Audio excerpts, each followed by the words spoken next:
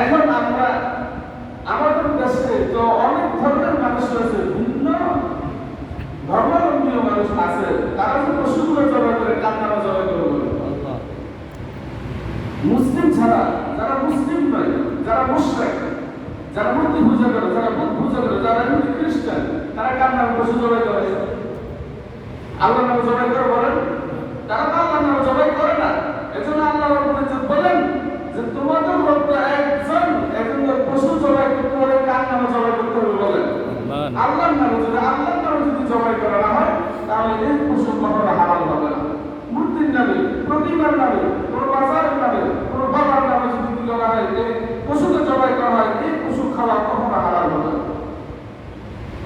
ইন্নামা হারামা আলাইকুমুল মাইতাতা ওয়াত্তামা লাহমাল খিনজির ওয়া মা উহিল্লা বিহি লিগাইরিল্লাহ।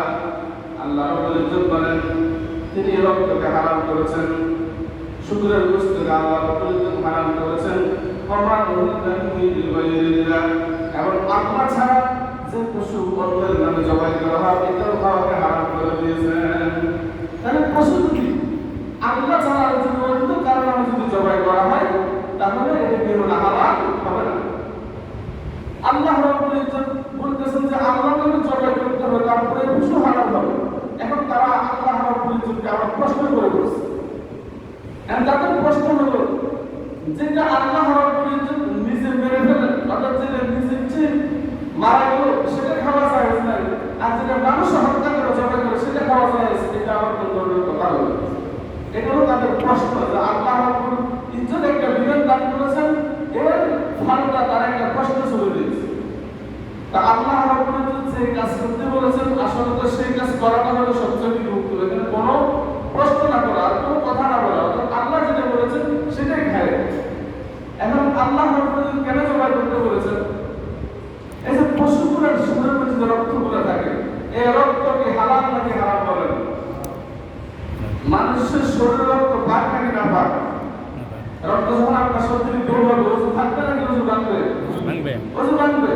কোন জবাই করার পর যে প্রবাহিত রক্তগুলো বের হবে, এই প্রবাহিত রক্ত কি হালাল নাকি হারাম? হারাম। পাক নাকি না পাক?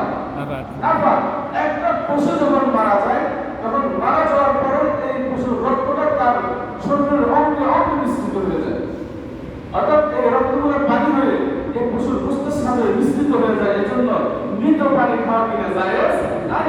আর যে পশুটা আল্লাহর নামে জবাই করে দেওয়া হয় তার রক্ত প্রবাহিত রক্তগুলো তার গলা দিয়ে বের হয়ে যাচ্ছে, তার গোশতগুলো কি হয়ে গেল? হালাল হয়ে গেল।